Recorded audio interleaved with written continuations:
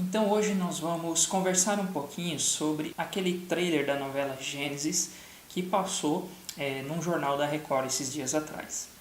Vocês já devem ter ficado sabendo, o Antônio Miranda, por exemplo, já fez um vídeo a respeito disso, reagindo ao trailer da novela Gênesis, e eu gostaria também de dar a minha contribuição em relação a esse trailer, porque lá aparece uma série de criacionistas falando as suas bobagens como sempre, como por exemplo Adalto Lourenço, Rodrigo Silva, e também aparece um outro criacionista que, pelo que eu entendi, ele é presidente da associação ou Sociedade Brasileira de Criacionistas. E ali ele fala algumas coisas a respeito do registro fóssil, que na verdade é um assunto que eu já abordei, que é a respeito da explosão cambriana. Eu tenho um vídeo que eu gravei falando da explosão cambriana do Eberlin. Então confira aí o trecho em que o presidente da Sociedade Brasileira Criacionista ele é entrevistado e ele fala a respeito do registro fóssil. Dá uma conferida aí. A planta da criação. Uma das evidências mais importantes da evolução é o registro fóssil. Se eu olho na base do registro fóssil, por exemplo, no caso dos invertebrados marinhos, eles surgiram praticamente todos com suas características próprias, com planos corporais distintos, e você não enxerga algum tipo de graduação de um para o outro, como se um tivesse vindo do outro, e você teria formas intermediárias entre um e outro. Eles aparecem ali, cada um com sua característica. Nós podemos observar isso também no caso das aves, nós podemos observar isso também no caso das plantas, as plantas superiores, as plantas com flores. Nós podemos observar isso nos mamíferos. Isso não sou eu que estou falando, os próprios paleontólogos reconhecem essas lacunas no registro fóssil, onde falta o gradualismo. Bom, pessoal, então vocês perceberam que o presidente aí da Sociedade Criacionista, ele repetiu aquele velho argumento que os criacionistas eles vivem dizendo, que não existe formas de transição, ou que a explosão cambriana mostra que todos os organismos apareceram ali de uma forma abrupta no início do Cambriano e que não há formas transicionais antes disso. Isso é um velho argumento já repetido há muito tempo e, como eu disse, tem um vídeo aqui eu já falando sobre isso. Para começo de conversa, a idade do nosso planeta Terra, atualmente, a idade aceita, para a origem do nosso planeta, está em torno de 4,6 ou 4,5 bilhões de anos, isso de acordo com as evidências da geologia e da geocronologia. E os primeiros vestígios que são reconhecidos pela comunidade paleontológica, que diz respeito sobre a origem da vida, ou seja, aqueles primeiros vestígios que são atribuídos a formas de vida no registro fóssil, são datados em torno de 3,5 bilhões de anos, e outros aceitam uma idade um pouco mais antiga, em torno de 3,5 até 3,7, 3,8 bilhões de anos. Esses vestígios são estruturas que nós chamamos de estromatólitos. Elas não são fósseis diretamente de organismos unicelulares, de bactérias, mas são estruturas que são geradas a partir da atividade desses micro-organismos. Inclusive, essas estruturas elas continuam se formando ainda hoje. E também existem outros tipos de vestígios que são chamados querogênios, que são nada mais do que fósseis químicos. Mas o registro fóssil mais antigo que se conhece a respeito de estruturas que são parecidas com células, com organismos unicelulares, são estruturas encontradas em rochas datadas de 2,5 bilhões de anos na África do Sul. Eu vou colocar uma imagem aqui para vocês observarem. Essas estruturas são estruturas circulares, com formato mais ou menos esférico, o que indica que possivelmente trata-se de organismos unicelulares, e eram organismos muito pequenos, provavelmente organismos procariontes, e nós atribuímos essas estruturas a organismos procariontes justamente por conta do tamanho dele, É um tamanho pequeno que é mais compatível com esses tipos de organismos. Só para fazer um parêntese, organismos procariontes seriam aqueles organismos unicelulares, que possuem uma estrutura celular um pouco menos complexa do que outros organismos. Então, por exemplo, os procariontes eles não têm uma membrana que delimita o material genético, ou seja, eles não têm um núcleo definido. Existem outras características também que definem os procariontes dos eucariontes, mas são várias na verdade, mas eu vou só listar uma delas aqui, que é a questão do núcleo, mas existem outras características. Enquanto que os eucariontes, eles apresentam um núcleo já definido, ou seja, o material genético, que é de DNA, ele é envolvido então por uma membrana, né, que forma então esse núcleo. Além disso, o material genético dos organismos eucariontes, ele está organizado na forma de cromossomos. Ele é uma estrutura linear, né, que formam então os cromossomos, enquanto que os procariontes, o material genético, ele é circular. Além desses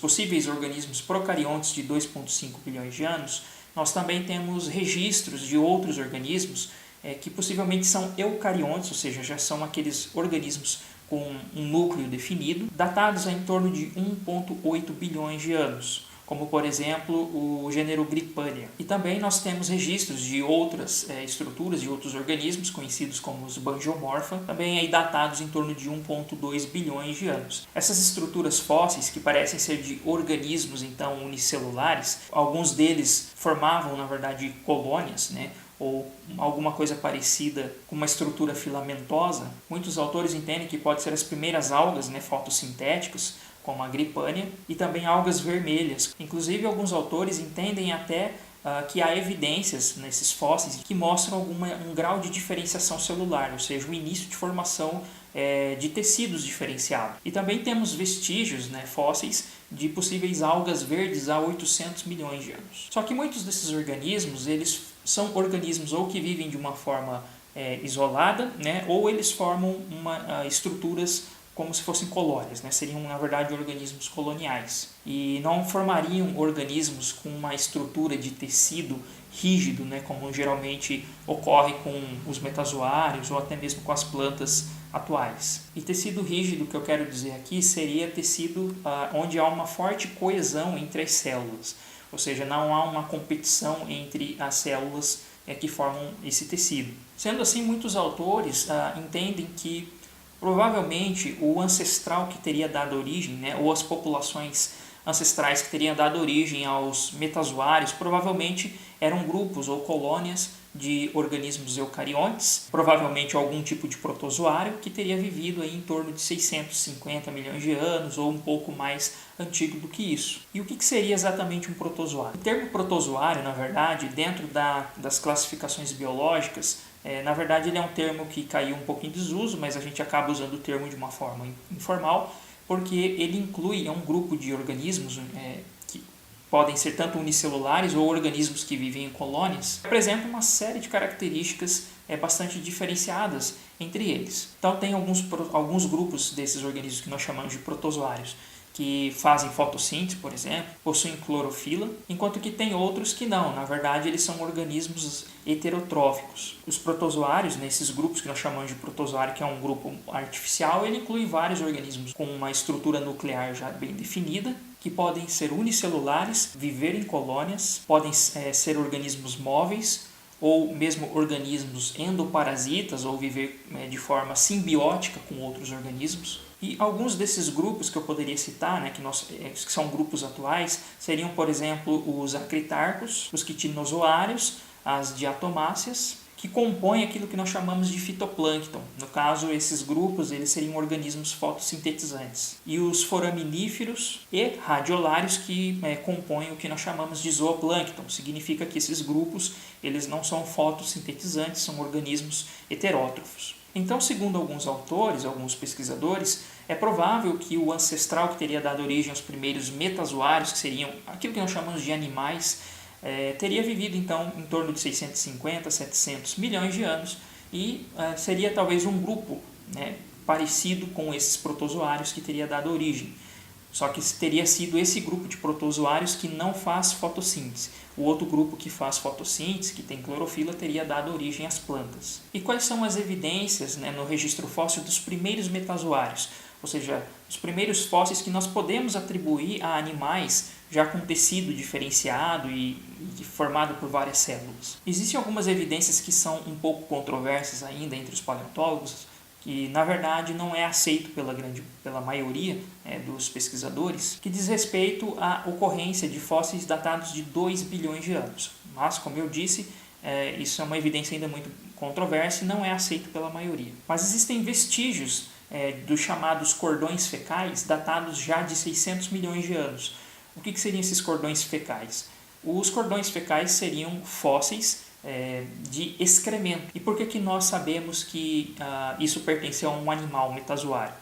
Porque são os metazoários que apresentam uma estrutura, né, um tubo digestivo, né, como um intestino, onde o alimento é absorvido e depois é liberado as excretas, né, os vestígios então do metabolismo desse organismo. Então são só os metazoários que fazem isso, que liberam esses cordões fecais, né? Alguns autores também questionam se isso de fato, se essas estruturas são mesmo ou não de cordões fecais. Mas também há outras evidências que também existem os seus opositores a ela, mas que até o momento é aceito pela maior parte da comunidade científica, que são fósseis de possíveis embriões de metazoários. Esses fósseis foram encontrados em rochas datadas também em torno de 600 milhões de anos na China. E os primeiros fósseis, né, de organismos metazoários datam então aí do período ediacarano. O ediacarano ele data entre 635 e a 542 milhões de anos atrás, que é quando começa então o Cambriano. E alguns dos fósseis de animais que são encontrados já no período ediacarano, eu já mencionei alguns deles aqui naquele outro vídeo, que é o gênero Ediacara, né? Nós temos também o ciclomedusa, o Charnia, nós temos o Rangia. Muitos desses organismos, muitos paleontólogos classificam eles dentro de grupos bastante diferenciados. Alguns acham que alguns desses organismos fazem parte do grupo dos quinidários, né, que seria o grupo das atuais águas-vivas, né, ou medusas. Mas também temos registros fósseis de outros organismos que alguns autores propõem, como por exemplo esponjas. No entanto, muitos desses grupos que eu mencionei, eles são bastante discutíveis, né?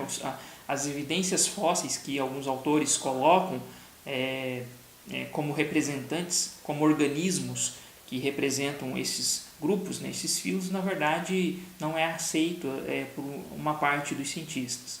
Então, de fato, isso ainda demonstra uma certa discordância entre alguns paleontólogos. Mas tem um grupo de animais muito interessantes, né, específicos, que eu gostaria de mencionar, que eu também já mencionei alguns desses espécimes no meu outro vídeo, que inclui, por exemplo, o Dicksonia, o Sprigina, o Tribachidium e também outros gêneros que eu não mencionei, como o Precambridium e assim por diante. Esse grupo específico é um grupo bastante interessante, porque esse grupo de animais eles são classificados por alguns autores como possíveis ancestrais ou de artrópodes ou de anelídeos. Os anelídeos, só para lembrar, são um grupo que pertence, por exemplo, às minhocas. Mas esse grupo de animais que seriam os possíveis ancestrais desses animais articulados que surgem durante o Cambriano, são classificados por muitos autores dentro de um grupo específico chamado de proarticulato. E quais são as características dos proarticulatas, que inclui vários desses espécimes que eu acabei de citar o nome? Os proarticulatas, eles apresentam algo muito interessante, que é uma característica chamada de metameria, ou segmentação. Isso significa que esses animais aparentemente apresentam algum grau de segmentação, ou seja, o seu corpo é segmentado,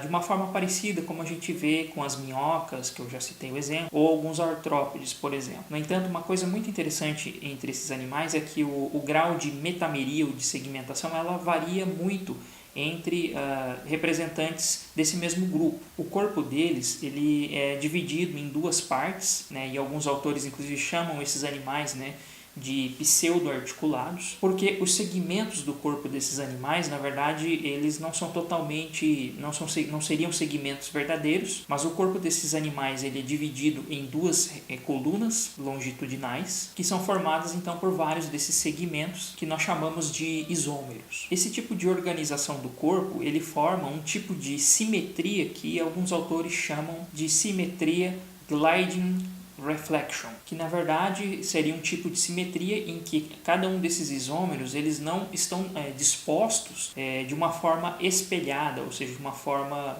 exatamente como nós observamos em outros grupos de animais. Esses isômeros, na verdade, se nós pegarmos e fizermos um corte longitudinal no corpo desses animais, nós não teríamos uma simetria exatamente bilateral, porque nós não conseguiríamos ter duas metades mais ou menos iguais. Isso acontece em alguns desses animais porque esses isômeros eles estão dispostos ou posicionados um pouco acima ou um pouco abaixo em relação um ao outro, mas o fato é que eles não estão exatamente alinhados de uma forma espelhada, como vocês podem observar nessa figura. No entanto, em alguns grupos desses proarticulados, essa oposição entre os isômeros de uma forma mais espelhada ocorre de uma forma um pouco mais pronunciada, como por exemplo no Dickinsonia, ou seja, a disposição dos isômeros ele pode variar de uma oposição um pouco mais, tendendo mais para uma forma espelhada, enquanto que em outros essa oposição ela não é perfeita, ou seja, ela não ocorre exatamente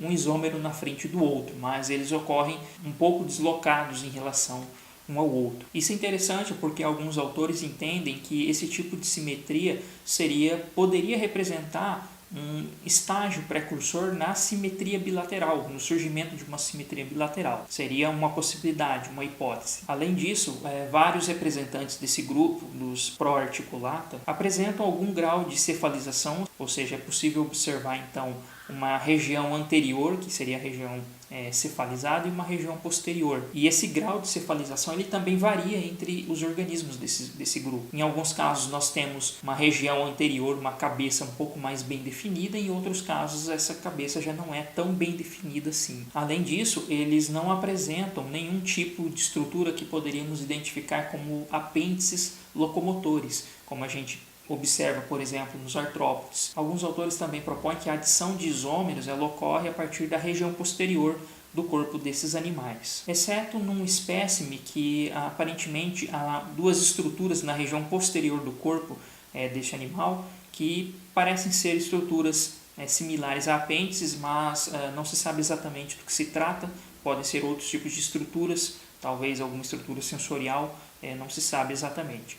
Mas o fato é que pelo menos lateralmente ou ventralmente não há nenhum tipo de apêndice. Também há evidências de traços de alimentação que indicam que esses animais provavelmente eles conseguiam se movimentar relativamente bem e atrás de comida. Também já foi sugerido por muitos autores, e isso ele é questionado por vários outros autores, a existência de órgãos internos, como por exemplo gônadas. Também já foi sugerido a existência de uma estrutura muscular, e também é sugerido a existência de um intestino em formato de U ou formato de J. E há evidências mais claras, pelo menos em relação à existência desse tubo digestivo. Não foi encontrado nenhum tipo de estrutura nesses animais que se assemelhasse a um olho, por exemplo. Mas alguns autores sugerem que provavelmente células fotossensíveis faria parte então de um sistema receptor. Portanto, dentro do grupo dos Proarticulata, existem alguns espécimes que são muito parecidos com larvas de trilobitas, como por exemplo o Vendia, o gênero Vendia, o Vendômia e também o Precambridium. Também temos o Archaeapsis, que se assemelha como se fosse um trilobita de corpo mole.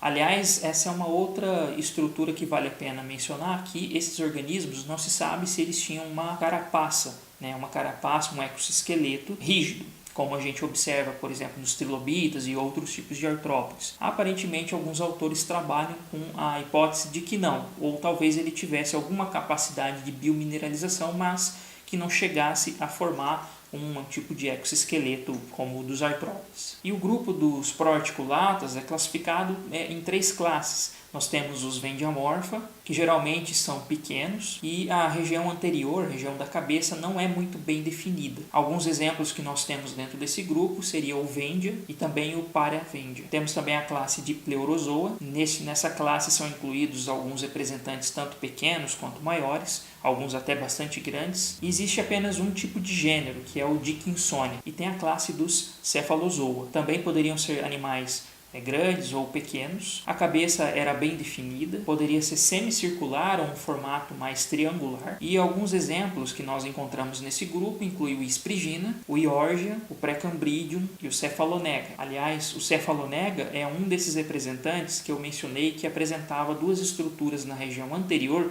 que podem ser apêndices, conforme você vê na ilustração que está sendo mostrada. Ou seja, resumindo, nós temos sim, então, alguns fósseis bastante interessantes do pré-cambriano que podem nos ajudar a entender como que poderia ter evoluído alguns grupos de metazoários. É óbvio que nós não temos a resposta para tudo. Também nós não devemos buscar as respostas apenas no registro fóssil. Ele, de fato, ele é um pouco limitado, mas nós também temos outros tipos de ferramentas à nossa disposição para entender a evolução dos organismos. O registro fóssil ele nos dá algumas informações adicionais e, devido à sua imperfeição, né, durante a formação dos fósseis, é esperado mesmo que nós não encontremos todos os organismos possíveis, né, que já existiram na face da Terra. Mas o que nós temos até o momento, eles nos dão sim alguma luz a respeito da evolução dos metazoários. Ou seja, não é verdade essa história de que todos os organismos surgem no Cambriano e que não tem nada antes disso. Não, nós temos sim,